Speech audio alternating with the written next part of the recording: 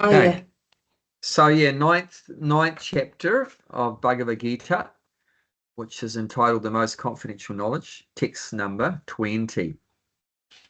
Hmm.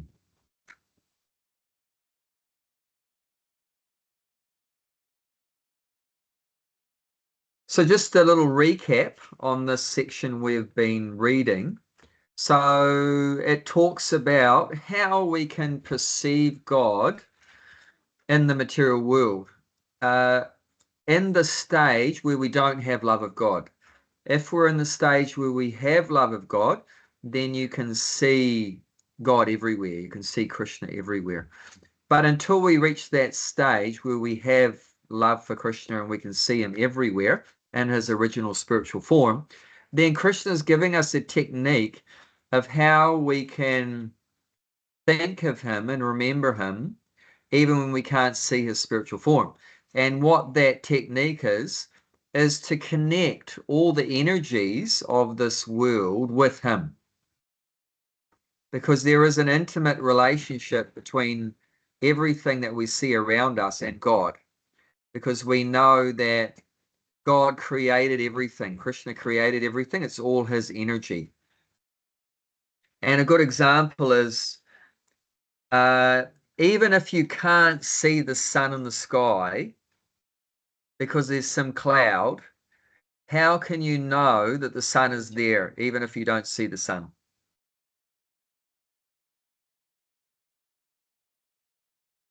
Is your mic on? Because it's light. Yeah. Oh, yeah. Yeah, I can hear you. Okay. Yeah. Yeah. Oh, Now I your can voice is turn, coming out. just because it's, Maybe turn it up a there's bit. light. Yeah. So if you can see the light, even without seeing the sun, then you know that the sun is there.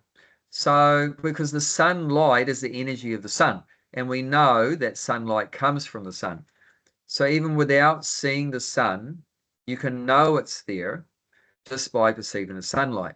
So in the same way that we know that water is the energy of Krishna. So just by tasting water, you can remember Krishna. And he says that, Rasaham Apsakuntaya, that I am the taste of water. And he says, I am the light of the sun and the moon. So who is it that potentially can't remember God? Because everyone tastes water every day and everyone sees the sun every day. And at night we see the moon. So in that way, all these energy, and he says, I'm the heat of fire. So just like we've got a fire going today, it's a bit cold. So whenever you enjoying the nice warmth of the fire and seeing the fire there, we can remember that this fire comes from Krishna, that this sun, this moon, this water comes from Krishna. And that way we can become Krishna conscious very easily. Even when we're not advanced on the stage that we can see God's original spiritual form, Sham Sundar, we can still perceive him at any particular place wherever we are, just by connecting Krishna's energies with Krishna. And one of my favorite verses, which comes, we can look at that, fourth chapter, text 35, which is actually a very famous verse before that, 434, which is in regards to the spiritual master, Tadvini Pranipatena. So, but equally important from my point of view to that verse about the necessity of approaching a spiritual master, someone that has seen the truth, is 435. Do you want to read that one? Have you got it? Yep. Having obtained real knowledge from a self-realized soul, that one, Yeah. you will never fall again into such illusion. For by this knowledge, you will see that all living beings are but part of the Supreme, or in other words, that they are mine. So this, from my point of view, is so essential, just like the last verse, because it's saying, what are the results of, in the previous verse, you approach the spiritual master, they have seen the truth, you're getting knowledge from them. But in this verse, it's telling us what's the result of receiving that knowledge. The result of receiving that knowledge is what? What is it saying here? The result of receiving that knowledge from the spiritual master is that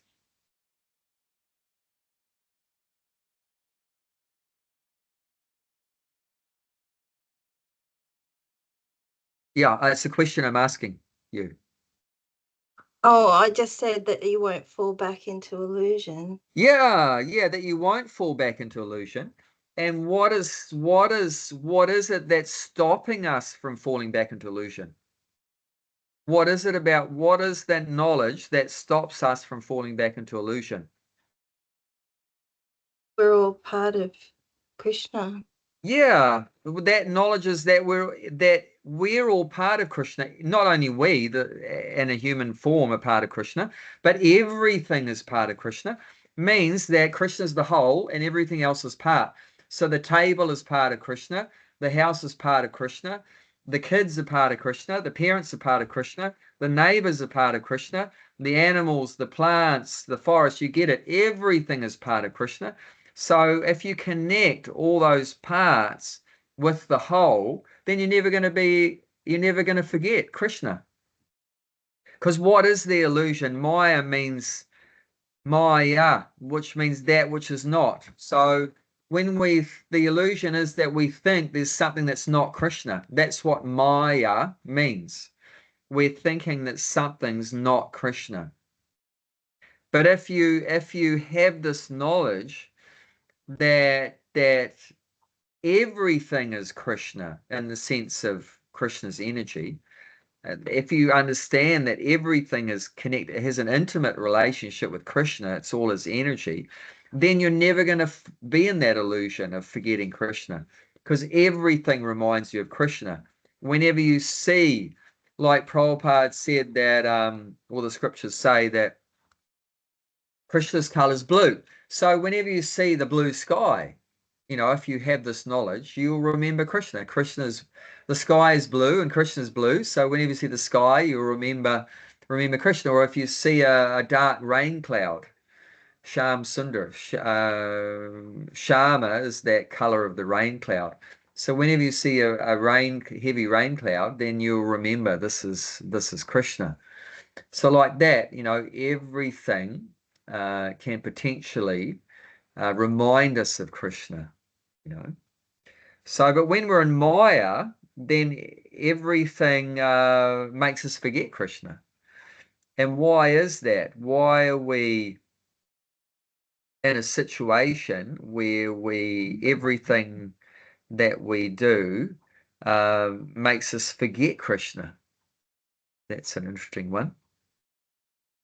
Do you have any ideas? We're just, well, the soul is just, what do they call it? Conditioned soul. So we're covered by ignorance and all like the modes, or not all the modes, I guess, but yeah, mostly ignorance, I guess. Yeah. And that we don't know Mm. our true nature, so we can't know Krishna either, I guess. Yeah. Yeah, so what that ignorance means is that what are we ignorant of? We're ignorant of who we are. We're ignorant that we're a spirit soul. We think we're the body. So that's ignorance, that we've forgotten who we are, that we're an eternal soul, and we've forgotten that the eternal soul is part of Krishna.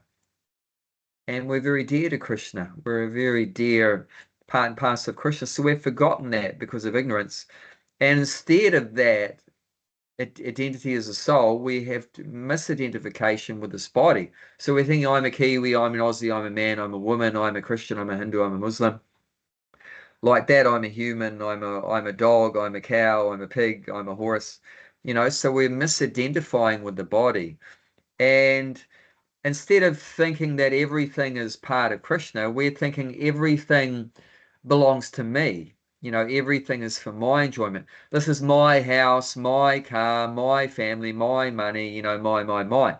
So we're thinking I am the body and everything related to the body is mine. So therefore it's said in the Bhagavatam, this is the consciousness of the soul and ignorance in the material world is called aham mameti. Aham means I. So we've got a wrong idea about who the I is. Instead of the I being the soul, we're thinking the I is the body. So we're thinking I am the body, and mameti means mine. So we're thinking whatever is connected to the aham, to the I am the body, is mine. And so that's all a illusory, false idea. Because the first false idea is we think we're the body. That's false. We're actually the soul. And the second false idea is we think everything belongs to me, but actually everything belongs to God. So that's where we've gone off track. And because we've gone off track because of ignorance like that, then yeah, we don't remember God. We forget God all the time. We're always living in forgetfulness of God. But if we reset those two things and realize that I'm not the body, I'm a spirit soul, and I am part of Krishna, and not only I am part of Krishna, but everything is part of Krishna, like this verse says, 434, you will see that all living beings are but part of the Supreme, or in other words, that they are mine. So it's all living beings belong to Krishna. So nothing belongs to me, everything belongs to Krishna. And as soon as you can join those dots and realize that all the dots are connected to Krishna, and then immediately, instead of everything makes us forget Krishna, then everything can help us to remember Krishna. So that's what's required to transition between now I'm living in a consciousness that everything makes me forget Krishna, and change that to everything remembers Krishna. So that's what's required is to have that knowledge that I and everyone else is part and parcel of Krishna. We're all spiritual parts of Krishna, and everything's his energy. And then that completely changes our vision. That completely transforms our vision. Instead of thinking, oh, everything's for my enjoyment, then we realize that everything is for Krishna's enjoyment. Everything's for Krishna's enjoyment.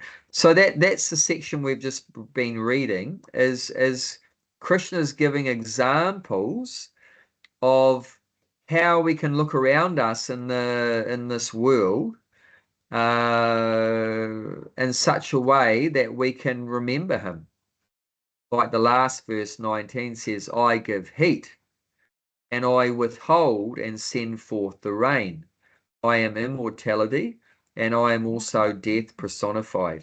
Both spirit and matter are in me.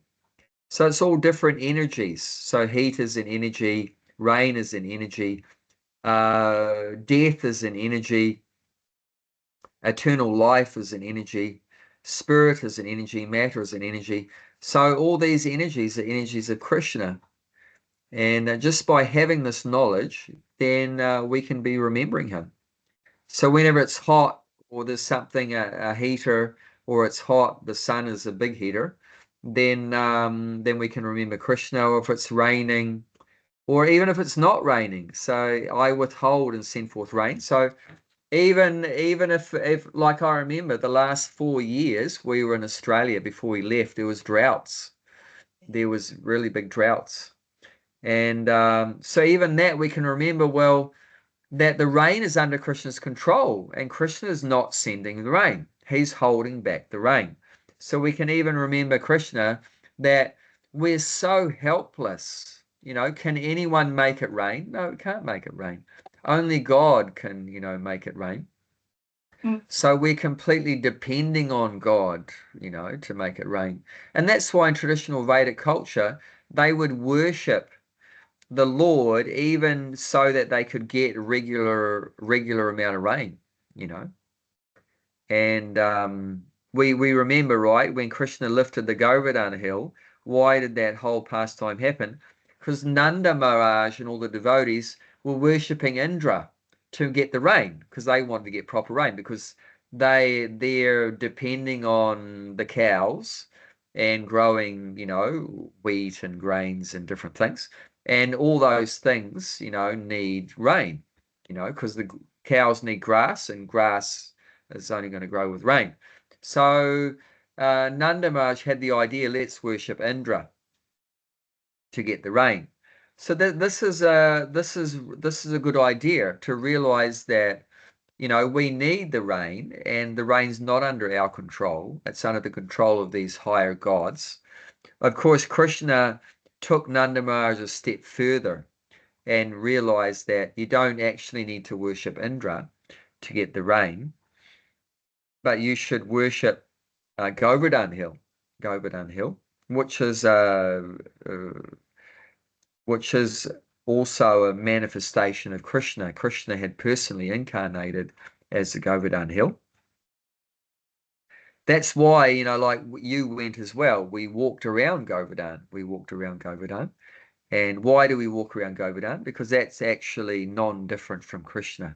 It's non-different from Krishna. Krishna had assumed after he put down the mountain, then before he lifted the mountain, he assumed a gigantic form of the Govardhan Hill himself. And then when they offered all the food that was prepared and sacrificed for Indra, when they offered it to Govardhan, then Krishna consumed all that food. He ate all that food in that gigantic form. Giriraj, he consumed all that food. And then Krishna he said, give me more, aniyor. So aniyor means give me more. So after he ate all the food, he said, aniyor, give me more. And then Nanda Maharaj and all the devotees wondered, well, we don't have any more food. It's all gone. And then Balaram had the idea, well, tulsi, flowers and leaves are very dear to Krishna. He enjoys them very much. Let's give him that. So Balaram gave some tulsi to Govardhan, Giriraj, and then he said he was satisfied. Then he was satisfied by that. So, but you can see, in those cultures, they realize that like rain is not under our control. So we need to worship some higher being, some God to get those things. So this is how we can bring in a consciousness of Krishna into our lives, by realizing that all these energies that we need, we need water, we need food, we need sunlight, we need moonlight, we need all these things. And to realize that all these things, they are supplied by God, so we should have some gratitude and appreciation for all these things. And then Krishna will be pleased to give us more. But if we don't care about him, if we're not grateful, if we're not giving respect, if we're not appreciating him, then we run into these problems that, we don't have rain, or we have too much. That's also not good, and we experience that a lot in Australia, that it's either not enough or too much. Sometimes they had too much. Like Ajita from New Govardhan, he was telling me sometimes they'd have such massive floods. He said in one of the floods, the water level was like 12 meters above their bridge or something, like ridiculous amount. And he's seen even like trucks floating in the water upside down, like tankers and stuff floating upside down in the water. So that's also not good. That's too much. So all these things are under Krishna's control. So we should all endeavor, to try to please God and satisfy him, so that everything that we need, comes in the proper way. And then that's intelligent, that's Krishna consciousness, to realize how dependent we are on Krishna and how important Krishna is to our life. Now people in ignorance think, oh, I don't need God. What do I need God for? I have technology, I have science, I have money, I have a PhD, I have a good education. What do I need God for? God is for, poor people or something. No, God is very important for everyone, very important for everyone, Even we have money or whatever, But like in this verse says, I am also death personified. In this 2019, he says, I am also death personified. Even your Bill Gates or Elon Musk or whatever like that, very rich and, famous or whatever. But if Krishna wants, he can just stop your heart beating, or make your brain explode or whatever, or just anything he can do, or have a car accident or something happens, and you're just dead. So we're actually, everyone is equally dependent on God. No one should think that, oh, I have so much power and everything that I don't need God. It doesn't matter how much power we have or money or whatever, fame or anything, but we all equally, helpless, and we need God like that. Doesn't matter how much education we have or how beautiful we are or how much money we have, but all these things are also energies. You know, that yeah, someone's very beautiful. That's also energy of God. God has given you that beauty, or you have a good brain and you can think very clearly, scientifically. That's also God has given you that good brain, and He can take it away. God has given us that money, Lakshmi. Lakshmi is also Krishna's property. Krishna's wife is Lakshmi. So Krishna can give Lakshmi and He can take Lakshmi away. So all these things, these are also Krishna's energies, but we have all these energies, and if we forget that they come from Krishna and we think these are mine, this is my beauty, my wealth, my knowledge, everything. No, it's not. It's all Krishna's energies. You want to say anything about that, Bhakti Miller? I really like it in the 435 where he says, in other words, they are mine. Yeah. I think it's really comforting, that Krishna, it's kind of like, well, that we belong to him, Yeah. I don't know. I think it's just really nice. Yes. That we're his, Yes. I think, Yeah. yeah, I don't know. Yeah. I just really like that part of it, of Nice. Oh, that's the nice. Thanks for verse. sharing that. Yeah. Yeah. Because And I that, mean, we're always there's so much loneliness in the world, and everybody, especially in the Western world, everybody's is so lonely, and we're living lives that I live on my own. Like every person in my complex lives on their own. It's a really strange way of living, and you see cars driving past and there's one person in the car, as opposed to in India when there's like the whole family's on the back of a motorbike and they yeah, travel in yeah. in groups and things like that. Yeah, And I yeah, yeah, just yeah. think that's, if everybody knew that they were part of Krishna, and that he thinks of us as his, Mm. that would make a huge difference to so many people. I think that's what we're all searching for. So to Yes. yeah, Nice. Nice. yeah. Nice realization. You've connected that. I'm saying they're mine. Because Mm. somebody was trying to tell me that I was a bad devotee because I hadn't got up early, and we had this argument, and that's what I said. I said, you don't know what's going on. And I said, um, my relationship with Krishna, and he's mine and I'm his, so leave me alone. Oh, you said that. He's mine and I'm Yeah, his. Yeah, yeah, yeah. Nice response. yeah. Yeah, that's a fact. Yeah. Yeah, and Krishna's love for us is unconditional. Doesn't matter what we do or what we don't do. He loves us unconditionally, like that. Just like, yeah. Yeah, it's unconditional love.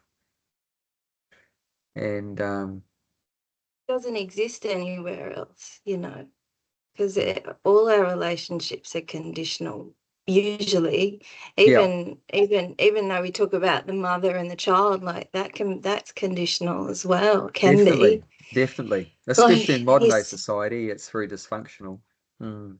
see so many things on the news about parents killing their own children and things like that, so Yeah. it's pretty crazy these days. if you Yeah, can't. yeah, it's very wild here. Yeah, yeah. And these are all the symptoms of a society that's going away from Krishna. The more we go away from Krishna, then the more crazy and weird it becomes, you know. So the solution is to go back to Krishna, back to Krishna. Like Prabhupada said, you know, the magazine, right? Back to Godhead. So we just have to turn back towards Krishna. You know, he loves us so much, and then all these difficulties and problems will gradually go away the closer we get back to Krishna. But yeah, the transition can be a bit painful, of course, because we've been going away from Krishna for so long. So it's not like instant, usually, but it takes some time to go back to Krishna. Looks like we've got Gulshan joining. That's nice. Hopefully. Hey, Gulshan Prabhu, Hare Krishna. Hare Krishna. Krishna. Welcome, welcome. Hare Krishna. Bhakti Mala just said you had your daughter with you. Yeah, that's right. I drop into the station. That's why I get a bit light. Yeah, no, that's fine. That's fine. Nice. Nice one. Let's get that connection. But I mean, even the atheists, you know, you can say, that, you know, we that the sun comes from God and all these types of things, but they just believe it just exists, you know, that all these things just exist. So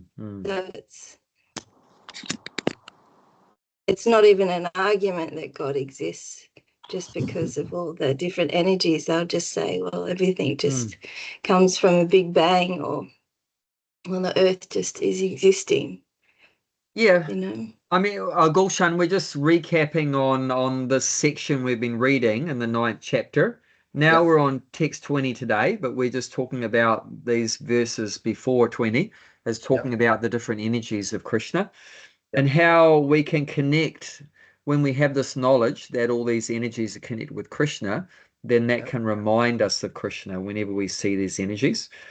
So Bhakti Mala is saying, you know, but these materialistic people, they don't think there's any connection. They just think, oh, just the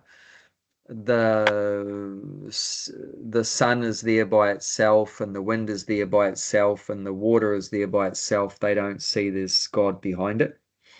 And But what you can, one customer in the car, we just having just a spiritual talk, and he was mentioned, like, you know, I said in the Vedas says 8,400,000 species. He said that you don't recall or remember anything last life. Were you an ant or an elephant or something? Or when you depart from here, you won't remember anything. So what's the point? Like, you know, to be like, whether it's a human or animal or things like that, we're in the cycle. You don't remember anything. You were in the Bhagavad one stage. What's the story and what's the point? He was asking him. And I said, well, you know, 8,400,000 species. He said, you don't have any memory for anything. When you depart from here, there won't be any memory for this earth. So what's the point to be thinking for 8,400,000 species, because there's no recollection whatsoever? well, why we want to be aware of the 8,400,000 species is that, according to the desire that we have, you get a particular body, right? If you have a desire to fly, you might get the body of a bird. If you get to have the desire to swim, you might get the body of a fish, and so forth. You want to have a desire to have sex, you might get the body of a pigeon or a pig or something like that. So if you want to have a desire to eat meat, you might get the body of a tiger or a dog or whatever. So you've got to be careful. You've got to be careful what you desire, otherwise you go down. It's instead of 8,400,000, if it's a 9 million or 9.5 million, what makes a difference? Because you don't remember anything anyway. No, there's 8,400,000 species indicates there's 8,400,000 different kinds of desires. So that's why there's all those species, because there's so many different desires. There's so many different desires. But then people say, well, but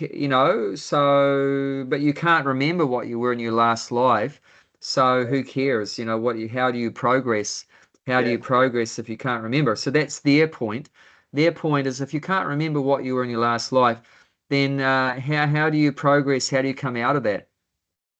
Well, the idea is that although I can't remember what I was in my last life, but it's not necessary because the scriptures remind us that we did have a previous life. And that previous life, we don't know exactly what that was, but we know that according to my desires and my karma in my previous life, therefore I have this life.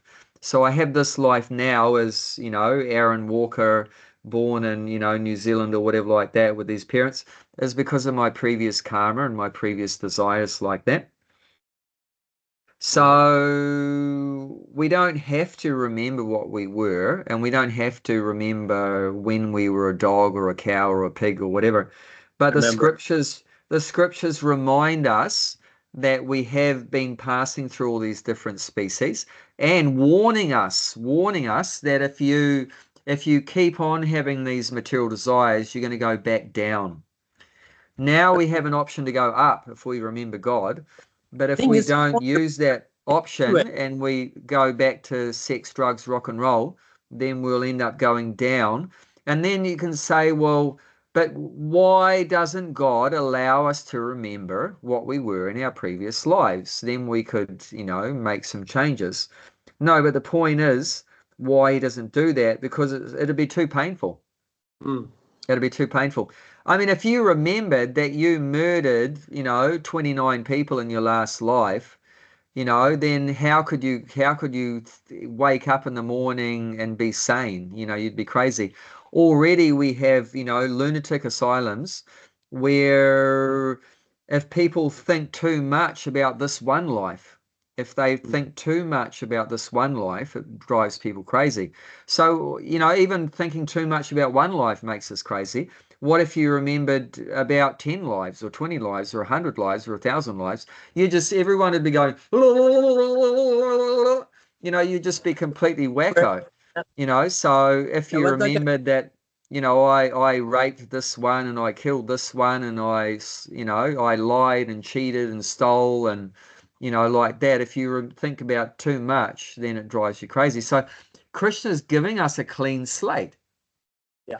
Why is he giving us a clean slate? Because he knows why we're here. Why are we here? Because we want to enjoy the material world. So if you're gonna enjoy the material world, you don't want to be thinking about you failed 8 million times. You failed 8 million times, and then you can't do it. So he gives okay, have a clean slate. This life just is like brand new. There's no history, no past. Just have a clean slate to enjoy. And because he's giving us what we want. It's not that he wants us to remain ignorant, but we want to remain ignorant. We want to try to be God and try to enjoy in this material world. How could you be like God enjoying this world if you remembered all your millions of failures? So he makes you forget all your failures. Okay, start again. You're like God, you can enjoy everything, sex, drugs, rock and roll. He's giving that free choice. However, like I said, he is giving us a chance to come out of that ignorance by reminding us through the scriptures, through the spiritual master, like that. And that way we can deal with that. Like I can read about it in the book, that why was previously a dog and a cow and a pig and everything like that. And that, we've done bad karma and everything. That's why we're suffering now. I can read that in the book and I can digest that without going crazy. But if you consciously remembered your life as a pig and a dog and as a murderer and a butcher and everything, you're nuts. So he's giving us that remembrance, but in a much more digestible way. Like you can hear like the devotee talk about it and you can, okay, yep, I can accept that. And you can read about it. But if you actually remembered all those experiences, we would all be in the loony bin. Every single one of us, like that. So that's his mercy that he takes that, painful life after life memories away like that. If you remembered you were a dog in Siberia in your last life or whatever, I mean, God, that's like torture. And You how are won't, you you gonna? won't, remember anything. Maybe I would be a dog or street dog in India, maybe, you know, everybody just kicking me, but I don't remember anything anyway. So what's the point? Like maybe Bhakti Mala will go for 2 million species and I go for 6 million species. What difference does it But make? yeah, You don't remember. it's not a competition or anything, who's had the most bursts or whatever. But the point is that Krishna is making an arrangement that we can fulfill our material desires, you know. But the point is, as long as you have material desires, you have to keep rotating through all these species. I mean, if you hear from the scripture, from the devotee, that if you don't become serious in Krishna consciousness and you just continue having material desires, that you might fall back down and become a worm or a fish or a dog or a fly or something, then you might become scared, and then you might become fearful, and then you might become more serious about spiritual life. Is that good or bad? Well, it's a good there, but the It's thing is, good.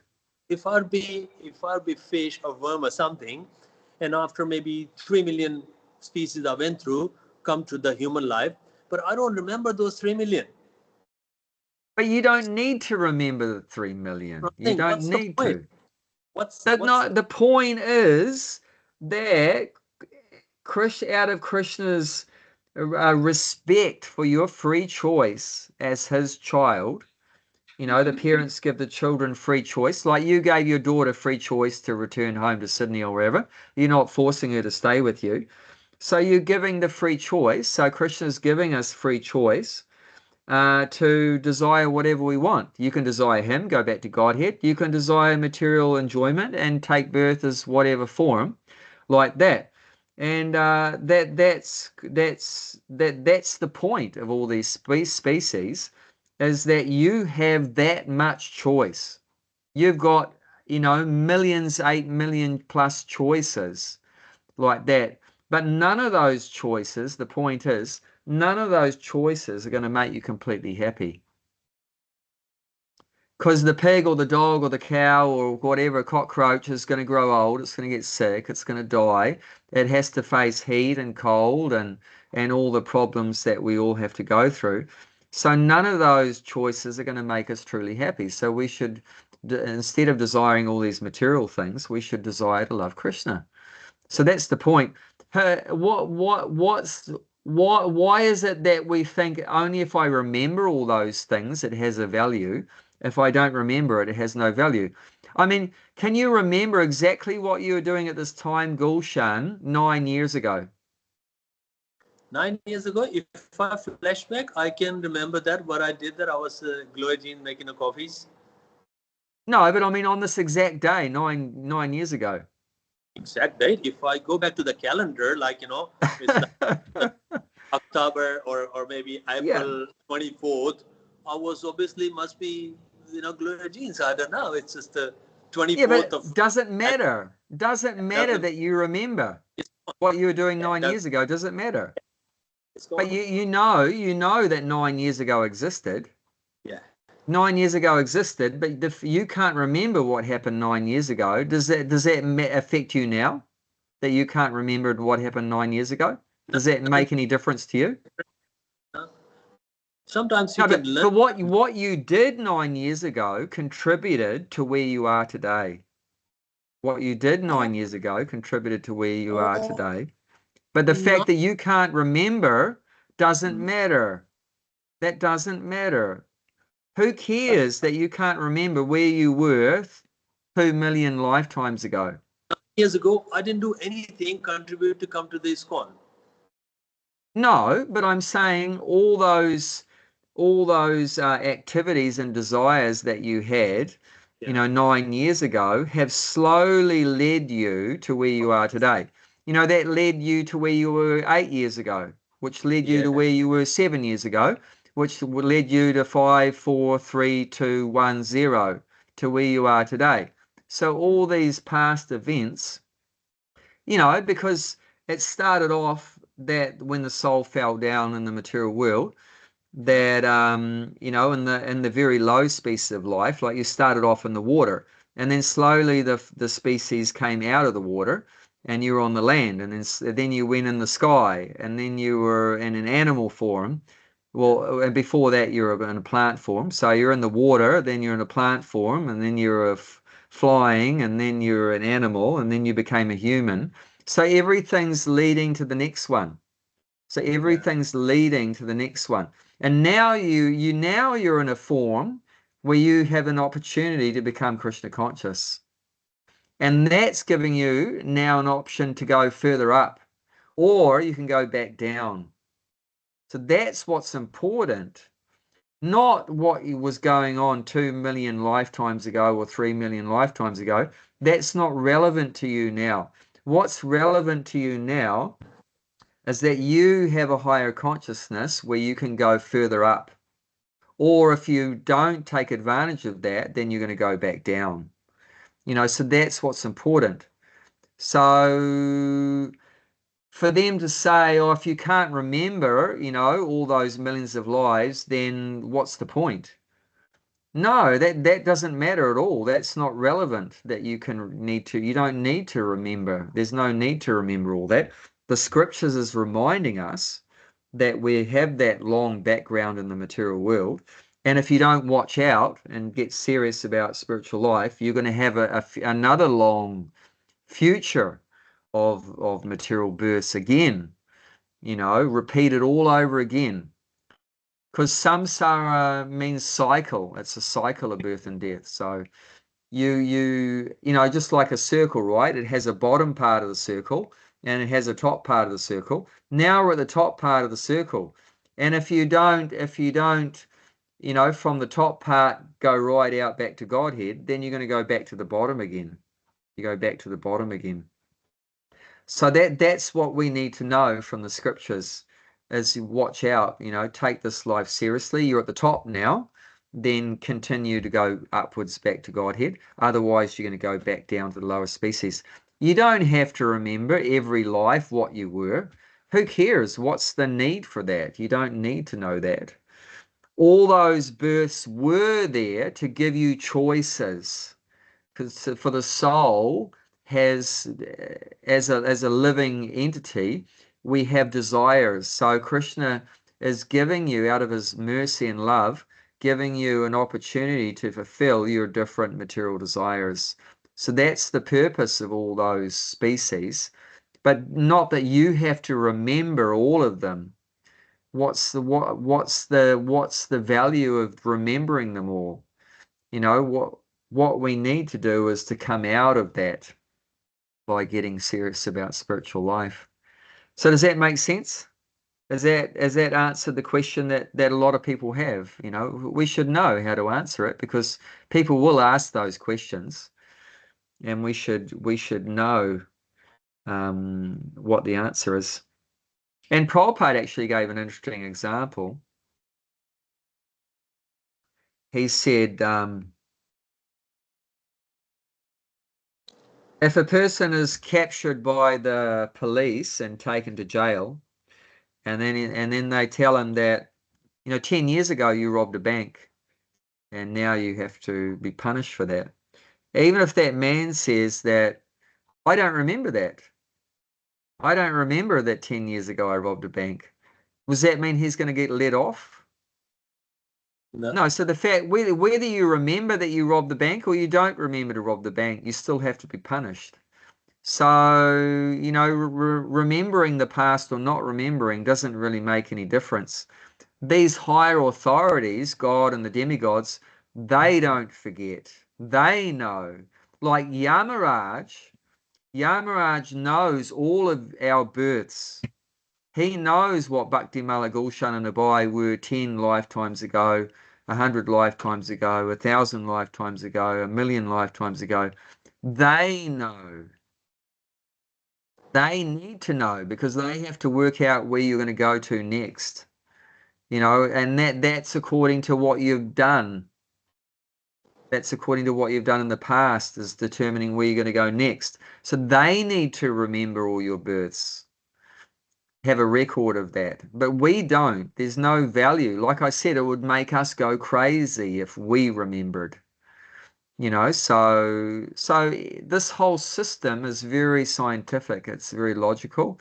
There's a reason for everything. There's a reason why we don't remember all those births. And there's a reason why Yamaraj and his team needs to remember like that. So does that make sense? Can I just ask? Yeah. I know we talk about that we reincarnate in a human form because we have different material desires that we want to fulfill. So that leads us to the next birth. But I guess I've been told by lots of different sort of spiritualists that it's not only those desires, but that it's like before we reincarnate, that we have a choice of which karmic lessons that we're going to learn and which ones we're going to sort of burn off in this lifetime. And and everything gets set up around our karma as well, like things that we might have all this backlog of karma, and we decide, okay, in this life I'm going to pay for this and this and this, and then but when we're born we forget that, but then we're having some lifetimes we're having all these karmic things that we're dealing with. Have you heard that before? Yeah, this is called New Age philosophy. Yeah, I know. But that's it's sort not of interesting in a way because we talk yeah. about karma a lot, and we Yeah. also we don't talk about it like that, but we also, when people go through a lot of things in their life, we'll say, well, that's obviously a karmic thing. So it's not that much of a reach to think that maybe it's decided before we're born. If karma's an ongoing thing from our previous lifetimes, that these karma is already set up for us and everything's sort of like a setup to for us to deal with that. But who's setting it up? See, the way the New Age people talk about it, it's like they're determining their next birth. But that's not correct. That's not correct. So you got to watch out for these other philosophies outside of our, Gaudiya Vaishnav, Vedic tradition, because a lot of them are highly speculative. You know what I mean by speculative, right? So it's just we concoct them in our mind. See, what's the root cause of our disease that we want to be God? What does it mean to be God? That we're in control. So if we think we're in control of what my next birth will be, that's part of the disease. We're still trying to be God. And that's actually not true. We're not God. We weren't God in the past. We're not God in the present. And we're not going to be God in the future. Because God's position is already taken. God was God in the past, he is God now, and he is God in the future. So Krishna is eternally God, and we can never become God. So if we think, well, I'm going to decide, that I'm going to become, a dog in Australia with living in Newcastle and like that in the next life, no, it's not going to work like that. I mean, you might have a desire and then, that desire will be taken into account, but ultimately it's not up to you to decide, because there'll be many other factors. It's not so clear cut. Yeah, that's true. It is a factor that you have a desire in your mind when you die that you want to become a dog in Newcastle in your next life. But there'll be other factors there, like, well, you just went to McDonald's the day before you died and you ate, some dead cow, and then you have to take birth as a cow and be slaughtered for as many hairs as are on the body of the cow. So what happened to that? You had a desire to be a dog in Newcastle, but then you'd also eaten a cow the day before that has, like, 900,000 hairs on its body.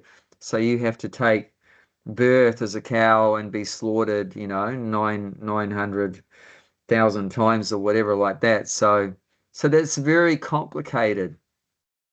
So yeah, your desire is one factor, but there's many other factors, and then the point is that there's persons other than us that actually make the decision.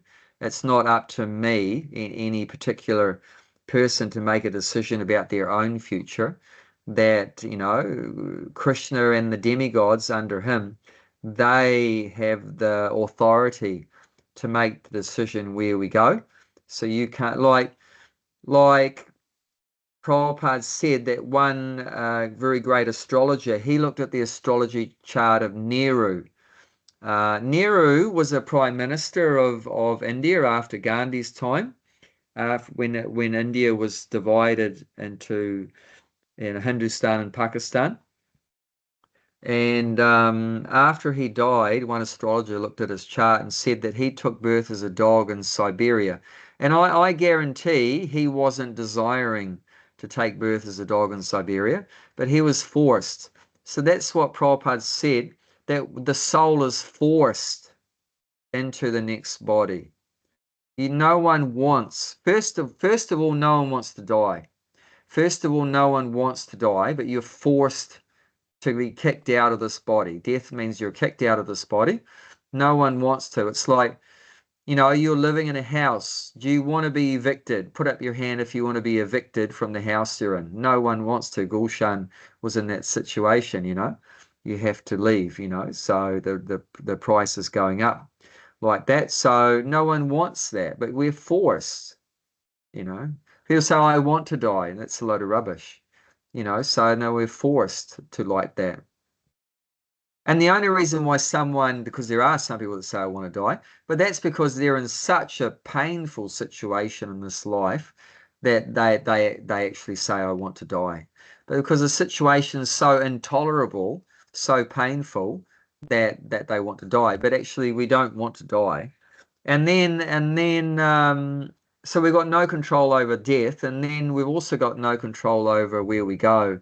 So that New Age philosophy is just a speculation, and it's trying to play God, So, and Prabhupada said that if you want to be Krishna conscious, you have to be very careful who you hear from, because if you hear from the wrong authority, if they're not a real authority, and then you can be misdirected, and that's a big problem in Kali Yuga. That 99.9% of the human society is misdirected by these cheaters. And you remember the 4 defects of a conditioned soul. In the very beginning, we talked about them when you first came to the Bhakti tree. That we have imperfect senses, we make mistakes, we're subject to illusion, and we have a cheating propensity. So that cheating propensity is, definitely there. And these people are cheaters. They talk like they're a big guru or whatever like that, but they're just concocting in their mind. They haven't heard that from God. They haven't taken it from some perfect authority. They've just created it in their mind, that we can determine our future birth and everything like that. But yeah, that's a load of rubbish. What do you think about the part though that when we do reincarnate, that all the karma's already, like, everything's sort of set up, like. Yeah, but what do you mean by karma? First of all, make Well, sure that we're on the same page. We'll just say, you've done something bad in your previous life and in this life, so you've got to pay for it somewhere along the line. Yeah, no, that's there. So that's true. All those things already set up before we're born. But which ones are you going to get first? Because like I said, it's complicated. Have you only done one bad thing in your whole life and you're 75 years? Or say that we live for 75 years? Or have you only done one good thing in 75 years? You've done hundreds of thousands of good things and hundreds of thousands of bad things. And which ones are you going to get the result for first? The good things or the bad things? Is that up to you to decide? Oh, I want to get the good things first, or I want to get the bad things first. No, that's not up to you to decide. So that's the point, that we are not in control. Yeah, your future is determined by your karma, which is both good and bad, but which ones are you going to get first? How do you know that you're going to get your good karma first in your next life or your bad karma first? Because if your bad karma is first, you're definitely going to become a cow or something like that for all the animals that we've killed, like that, or a possum or whatever, like that. I kill a lot of possums.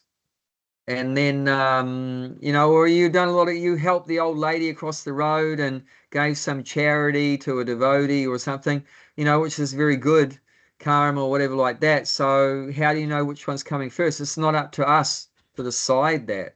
It's up to the higher authorities to determine, where you're going to go in your next life. Of course, you can put in your wish. Huh? You're killing a lot of possums. Yeah, because they attack the orchard, the trees. So I have to kill them and I feed them to the dog like that. So that's part of my Vaishya karma. So producing food, there's some threats to your food supply. Then you have a right to deal with those threats. Just like if you read Krishna book, Nanda Maharaj and the cowherd men, they used to carry bows and arrows. Were the bows and arrows for decorative purposes or for practical purposes? For safety. Safety, yeah. Like defense. if some gundas or dacoits, that means thieves and robbers, if they attacked the cowherd community, then they would pull them out and kill, if necessary, those thieves and robbers. So they would even kill other people, and also it's like if there was a tiger or a lion came to attack the cows, would you know what they would do? They would just chant Hare Krishna to the tiger? Do you think they would chant Hare Krishna to the tiger? And they'd pull out their bow and arrow and they'd try their best to shoot it. They'd try, I guarantee, and that's there. They'd try their best to shoot it. In Africa, it was mentioned that there was a king and he had got attracted to some goddess Apsara from the heavenly planets, right? And he was embracing this Apsara and in their bedroom. And then there was some screaming from outside, and they had some Goshala. They had some Goshala there. And one tiger had come, or lion, into the Goshala and was attacking the cow. And he was a king. He was a Kshatriya. He swung his sword. He was hoping to swing it on the tiger. But he missed, and it was dark. He missed. He just clipped the ear of the tiger and it ran away. But he actually swung it on the head of the cow. And by accident, he chopped the head of the cow off. So he had to... his first thing that happened was his girlfriend immediately left him because he just killed a cow, which is very inauspicious. And then he had to get a reaction for that, But he didn't do it on purpose, but he was trying to defend the cow. But in the process of trying to defend the cow, he actually killed the cow and, scared the tiger away. But the purpose is, in the material world, you need to try to protect if you're protecting cows, you have to protect the cows. If you're protecting plants, you have to protect the plants. If you're protecting people, you have to protect the people. Our main book that we're reading right now, the Bhagavad Gita, right? Is just after this conversation, which, by the way, what's the whole purpose of this conversation? Is Krishna's trying to make Arjuna, who's a Kshatriya, angry. Why is he trying to make Arjuna angry? So that he'll fight and kill, other Kshatriyas. And then after this conversation, then there was 18 days of fighting. And Prabhupada had said 64 crores of people died. 64 crores. 1 crore is 10 million. So 640 million soldiers got killed in 18 days after this conversation.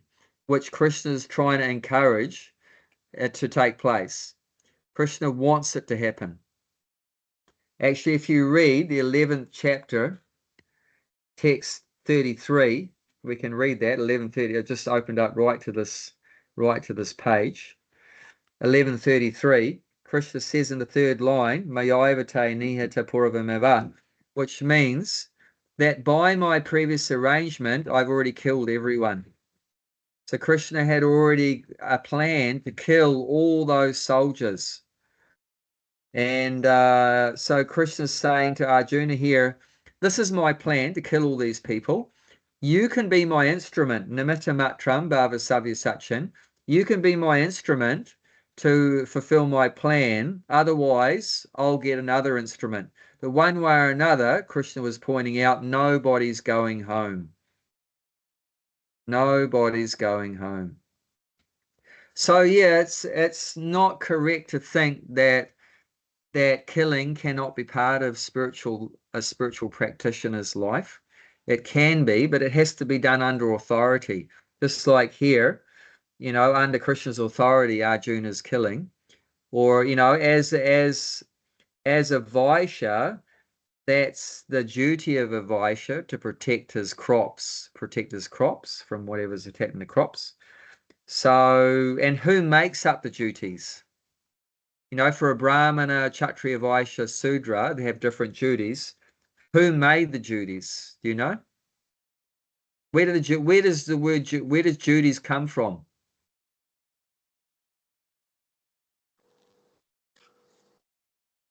From God. God has said, okay, if you have these qualities, then you're fit to be a Brahmana, and this is your duties. And if you have these qualities, then you're fit to be a Kshatriya. These are your duties. And if you have the qualities of a Vaishya, these are your duties. And like that. So in those duties, it'll say, that you have to protect your crops, you have to protect the people. In a jungle has got a different rule. In the jungle, if the tiger kills the cow and eat that, yeah, it's a food chain. Correct. Correct. But at home is yeah, but if your job is to milk cows, protect cows, cultivate the fields with the bulls, then part of your duty is to protect them. They're doing service for you. They're giving you milk. They're giving you cow poo. They're plowing your fields. So you have an obligation to protect them.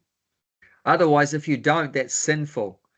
If you take all these benefits from the cows and you don't protect them, then that's sinful, and that person will be punished. If a Vaishya does not protect the cows, he will be punished. If a Kshatriya does not protect the citizens, he will be punished. If a Brahmana does not lead the citizens correctly, then he will be punished. And if a Sudra doesn't do what he's told, then he will be punished. Like that. So everyone has their duties given by God. And God makes these duties, and he's the one that decides what's right and wrong. However, it's also sinful for a Brahmana to do the duties of a Vaishya, or a Vaishya to do the duties of a Brahmana. You get it? So you can't do someone else's duty. That's also sinful. You have to know what your duty is, your specific duty. And we can look at that in 18, it's around 47, I think, 47, 1847. Can read that. This is so important verse. It's actually mentioned, it's one of the only verses, only one other verse I know, that's almost identical in two places. The other one is Man Mana Bhava Mad Bhakto, Mam Yaji Mam Naraskaru. And this one is in the 3rd chapter also. So this is very important. Krishna is actually mentioning it in the 13th chapter and the 18th chapter. And as you know, the 18th chapter is the conclusion of the Bhagavad Gita. So the fact that this is mentioned also in the conclusion means it's very important. So what does it say? It is better to engage in one's own occupation, even though one may perform it imperfectly, than to accept another occupation and perform it perfectly. Duties prescribed according to one's nature are never affected by sinful reaction. There you go. 335 as well. Yeah, so yeah, 335. So Duties prescribed according to one's own nature are never affected by sinful reactions. So that means if I'm a Vaishya and I kill possums, then I'm not going to be affected by a sinful reaction. However, if you are acting as a Brahmana, waving incense on the altar, and you go out and kill a possum, then you will be, because you're actually doing a Vaishya's job. You know what I'm saying? So a Brahmana should not do the Vaishya or Kshatriya's job. He should do the Brahmana's job. And the Vaishya should do the Vaishya's job and not do the Brahmana's job. When Arjuna said, I'm going to give up fighting and go to the forest, Krishna laughed at him and said, you're going to be affected by sinful reactions also. When he wanted to give up his Kshatriya duty and do like a Brahmana duty, means like a sannyasi, because generally the Brahmanas would become sannyasis also. How do you decide you are the Kshatriya? Hey? How do you know you're a Kshatriya? Well, then you look at the qualities. Then you see what qualities. I think you are a Brahman because you are giving the class. That's very good. Very good. Very good. So then you have another division that's called Vaishnava. Vaishnava is beyond all these other divisions. And a Vaishnava is very unique in that a Vaishnava can act in any division. A Brahmana can act as a Vaishnava can act as a Brahmana, can act as a Kshatriya, can act as a Vaishya, can act as a Sudra. So that's a good point. So the Vaishnava, and if the Vaishnava is acting in the particular division, you don't say, oh, that's a Sudra Vaishnava, or that's a Kshatriya Vaishnava. Vaishnava is Vaishnava. They're always doing everything out of love for God. Then you don't say that's a Sudra Vaishnava, that's it's not he's a Aussie Vaishnava, a Kiwi Vaishnava. Vaishnava is Vaishnava's spiritual platform. So on the spiritual platform, everything you do is done out of the desire to please God. So that's transcendental. But if you just come back to, if someone's not a Vaishnava, then they should stick to their particular modes of nature they're in. They're in the Sattva Guna, they should stick to Brahmana. If they're in Rajaguna, they should stick to being Kshatriya. If they're a mix of Raja and Tamas, stick to being a Vaishya. If they're in Tamas only, then they should stick to being Sudra, like that. And they should stick to that. Does that make sense? Yeah. Anyone like to say anything? No. I was the similar question when you're talking about the Varna ashramas. Yeah. And then as a Vaishnava, we do all the duties. Well, if it's required. Yeah, if it is required. If it's required. So, like, for example, cleaning the house, there might be some insects and stuff like that. So we need to make sure that the place is clean as well. Yeah. Or free of rodents when we are cooking a food. So sometimes we have to do things necessarily. Yeah. For keeping clean for the Lord. Clean, yeah. And all these things should be done as a matter of duty. Anyone that kills for pleasure is a sinful demon. But it should be done just simply as a matter of duty. It's not whether duty doesn't come into it whether you like it or you don't like it. It's a duty, like Prabhupada mentions, that the devotee gets up early in the morning, even in the middle of winter, and takes a cold bath to go to the Mangalarti. It's a matter of duty. It doesn't matter whether you like to get up or you don't like to get up, or you like the cold or you don't like the cold.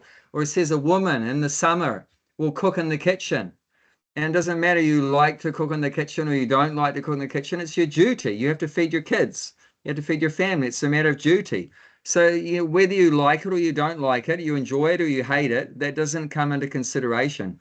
That's your duty, done as a matter of duty. As is ordered, we understand what's our swarupa, our nature, is we're das.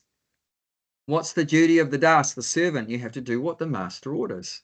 Whatever the Prabhu says, the das has to execute that. It doesn't, I feel like it, or I don't feel like it, or whatever. That's not the consideration. You have to act just as a matter of duty. You know, if you like going out hunting and killing things, that's a bad sign. You know, that's not an advanced soul. That's very degraded. But you have to do whatever is required according to your duty. And if you can't deal with that, you know, like killing people, then obviously you're not fit to be a Kshatriya. Or if killing animals or whatever, then you're not fit to be a Vaishya. You know, like that. So there will be qualities that will fit the occupation like that. Like Prabhupada said, in the Indian culture, there was never a problem of finding people to go in the army because there's people that have those qualities. We call them the Sikh. The Sikhs, very big and strong and powerful.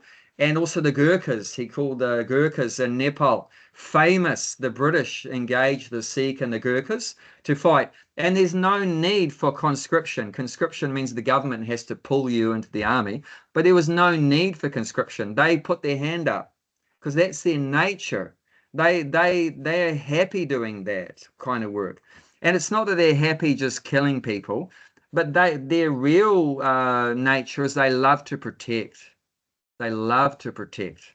Like chat means hurt, but triya means to free or deliver.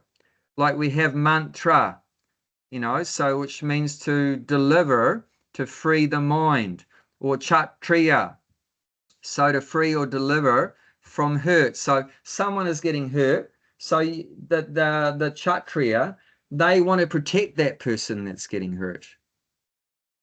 In order to protect the person from getting hurt, what do they have to do? They have to take the other guy out. The guy that's hurting the innocent person, he has to be removed. So, but their real motivation is to give protection. But in order to give protection, they have to hurt something else. And that's just the nature of the material world.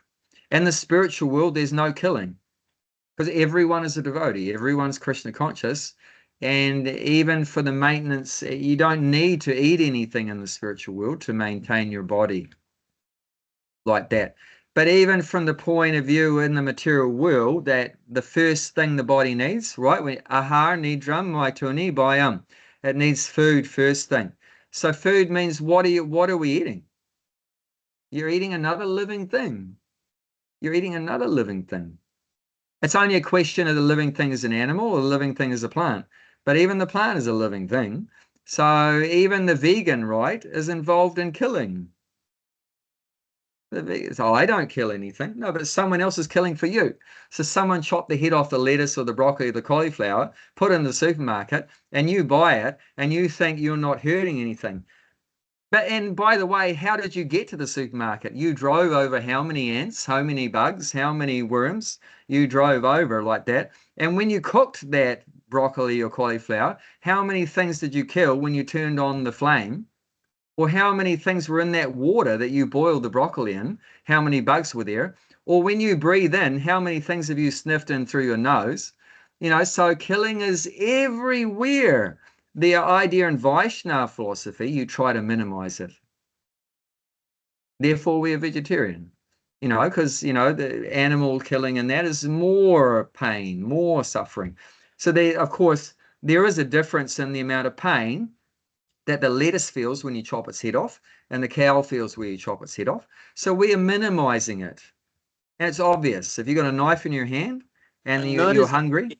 We minimize because the Muslim has got 4 marriages, India has got 1. So we minimize. No, that's not the same thing. That's comparing apples and oranges. Where did that come Actually, from? that's Vedic culture also, that a man can have more than one wife if he can maintain those wives, and that's actually a good thing. Because in Vedic culture, every woman must be what? Protected. Back to protection again. So when they're young, they're protected by the father. When they're a young lady, protected by the when they're old, protected by the son. So that's so, and Prabhupada mentions in every society there are generally more females than males. And in every society, some males never get married. We call that brahmachari, or they become a sannyasi. So they're out of the equation. So how are all those women going to get protected with less males? And the only solution is some men can take on more. And generally it was the Kshatriyas, because they have a lot of money, because that's the thing, you need money to look after the ladies. So if you've got lots of money, you can look after more. And Prabhupada mentioned, look, our main example of Krishna had 16,108, like that. He mentioned even Vasudeva, I think, had 16 wives. Krishna's father had 16 wives, Vasudeva. And we know about two of his wives, right? Devaki and then Rohini, who was the mother of Balaram. So, but there are many other wives also like that. And King Chitraketu had 10 million mentioned in Bhagavatam like that. And that was because he was desperate to get a son, and none of the wives were giving a son. So he had to keep accepting another one to get another son like that. And that was because it was his karma, getting back to karma. It wasn't his destiny to have a son. So that's why no matter how many wives, he wasn't getting a son like that. So that's not necessarily a bad thing. Of course, Prabhupada said in today's society, then we shouldn't have that polygamy, simply because the man's not able to, in Kali Yuga, to look after so many wives. We even struggle to look after one wife, isn't it? We struggle to look after one wife like that. So not recommended, but yeah, it's not necessarily a bad thing. Not necessarily a bad thing. But like I said, back to duty again. If you take it as a matter of duty, if you take it as a matter of enjoyment, I want many wives to enjoy, then it's wrong. But if you have many wives as a matter to a duty to protect them, then that's good. So it's just looking at it from that point of view.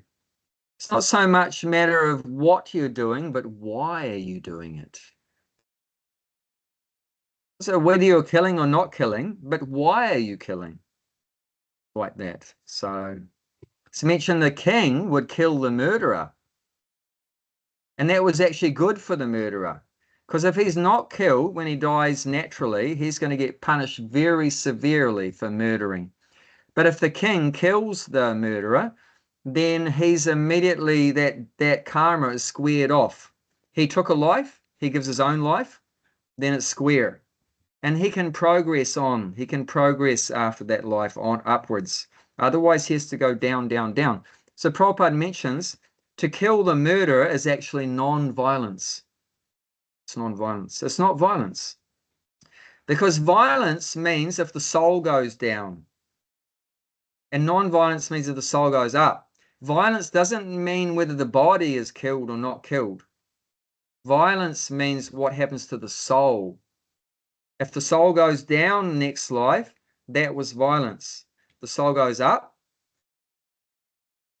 like that. So you have to see it in terms of that way.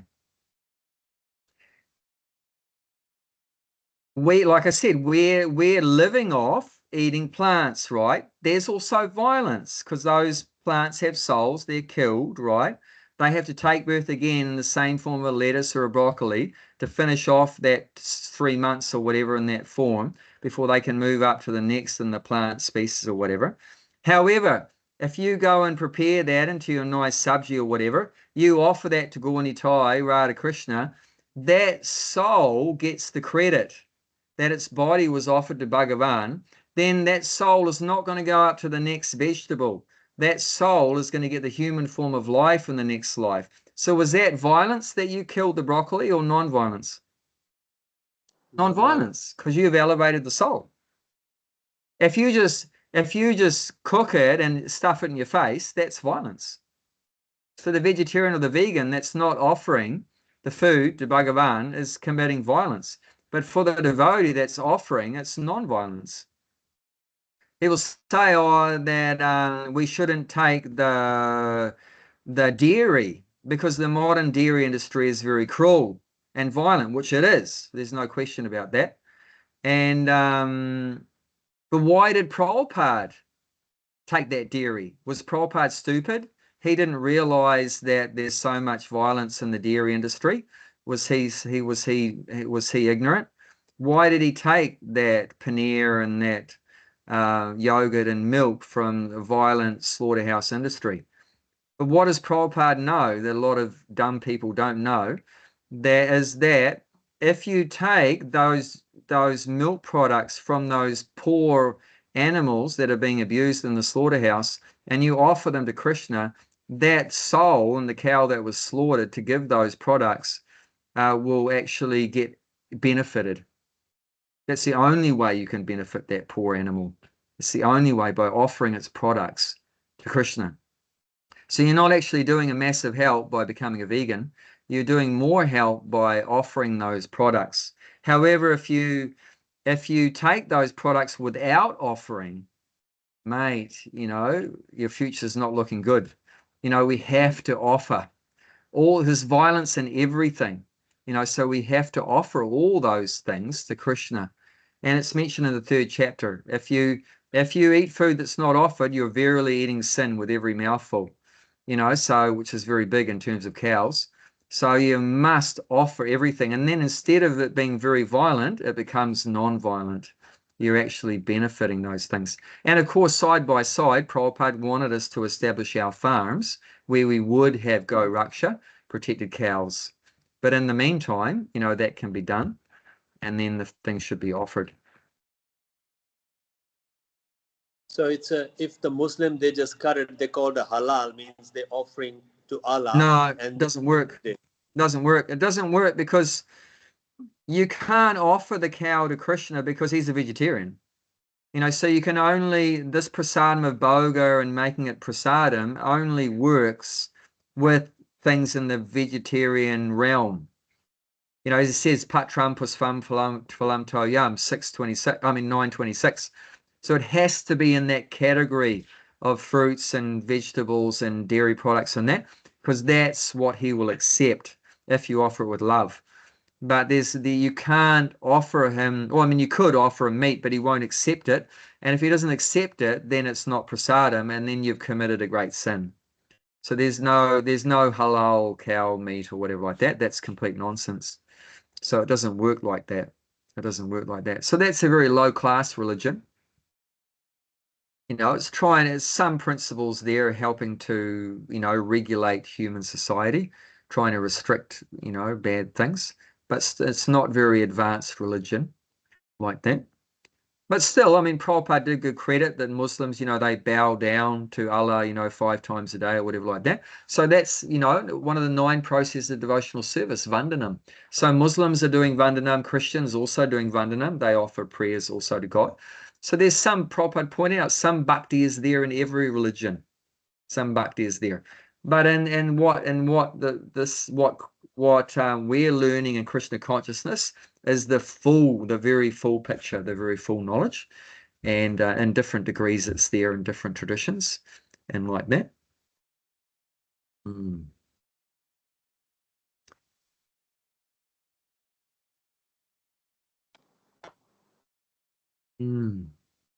So yeah, we're not killing possums for fun, Gulshan.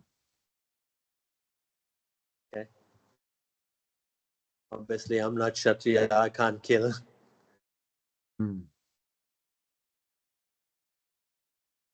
Yeah, we have to stick to our duties. That's right. Stick to our duties. I think so. Prabhupada, before he left in 1977, he said, make farms, make farms, make farms. 3 times. If someone says something 3 times, means it's very important. And he said 50% of my work is not completed. And the devotees were amazed by hearing that 50% is not completed. So they said, what's that? You mean you haven't finished Bhagavatam? Prabhupada said, no. They said different ideas, and Prabhupada said, no. He said that I haven't re-established Varnashram Dharma. And then Tamal Krishna asked him, well, how would you do that?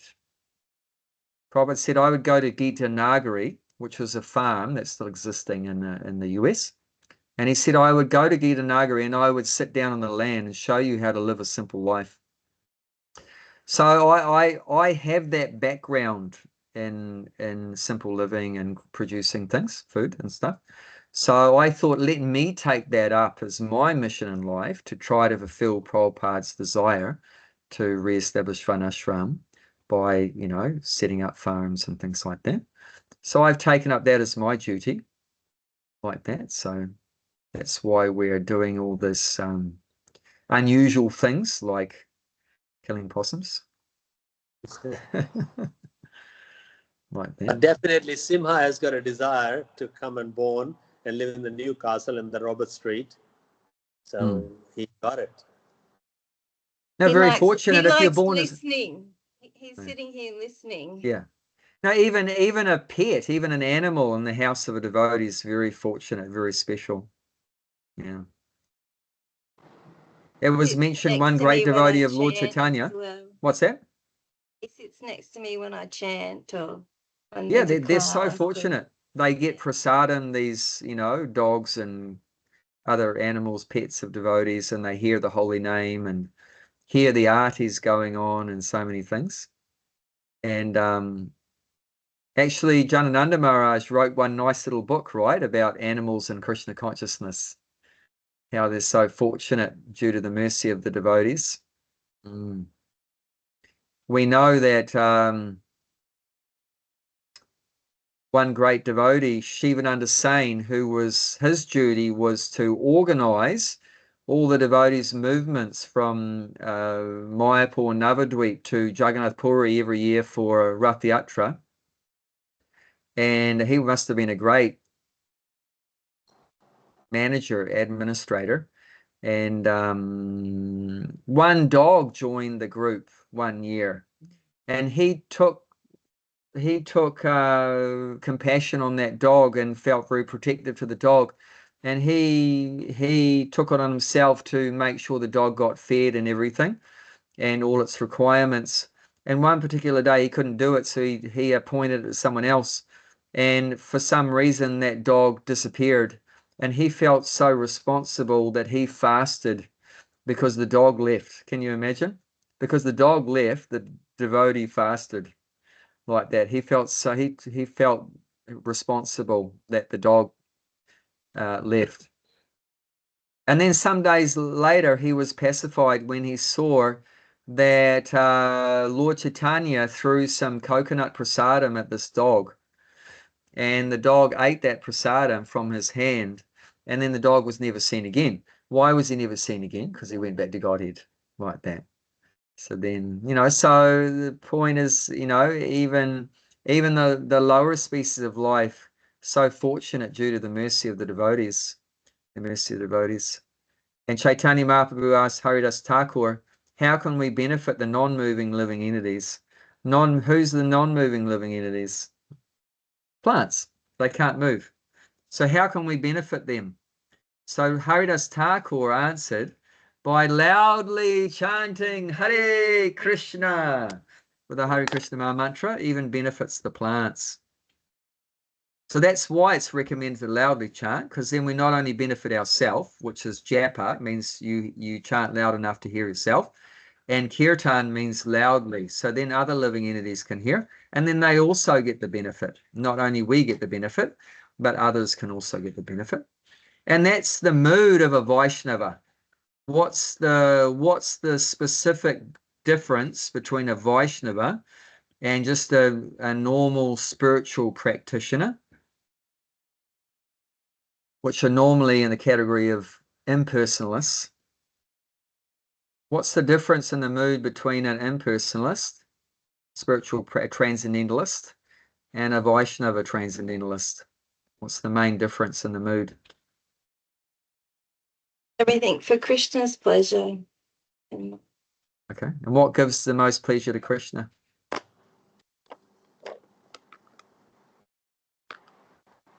That you go back to Godhead is very good, but what's even better than you going back to Godhead? Taking many others as possible with you. Like the Mayavadis and personalists, transcendentalists, they want to take themselves nirvana, you know, moksha, mukti. They only care about their liberation. But the main difference between them and a Vaishnava is a Vaishnava wants many others to get moksha, mukti, liberated from this material world. In fact, the topmost Vaishnava says, I'll stay in the material world and take their sinful reactions, because why are we staying in the material world? Because of sinful reactions. So the ultimate Vaishnava says, let me take on all those sinful reactions and I'll stay here and suffer and let them all go. That's the compassion. Of course, the Vaishnava doesn't have to stay and take on the sinful reactions. Krishna's so pleased by that mood that he'll just deliver them and everyone else also. And great examples of Vasudev Dutt and Chaitanya Leela was like that. Prahlad Maharaj is just another example of that. We know Jesus Christ also is an example of that. So all these great devotees, they are so compassionate to other living entities. Anyway, time's up, unfortunately, for me. Does anyone want to say anything? It's okay. Anything? That's Kamyati, very good that this one, Microsoft, the Zoom class, it's very good. Very Good, clear. you like it? Oh, Yeah. that's great. Yeah, that team, that good website, and then we have to be stick with that. Okay, So you I'm glad. don't need for that? There's no subscription or anything? Jayanti worked very hard. We have to give her some credit. She spent days trying to organize a free service, and she figured out they purposefully make it very difficult to get the free one, so that not many people are gonna persevere. She said most people would have given up. They would have just given up. But Jayanti, with that Indian background, very, very determined not to give Thanks, up to save the money. Jayanti. So all glories to Jayanti. Glories to Jayanti. Jayanti. Every place. Hare Thank you. Krishna. Hare Okay, you all Krishna. take care. All the best. Hare Yeah. Krishna. Hare Krishna.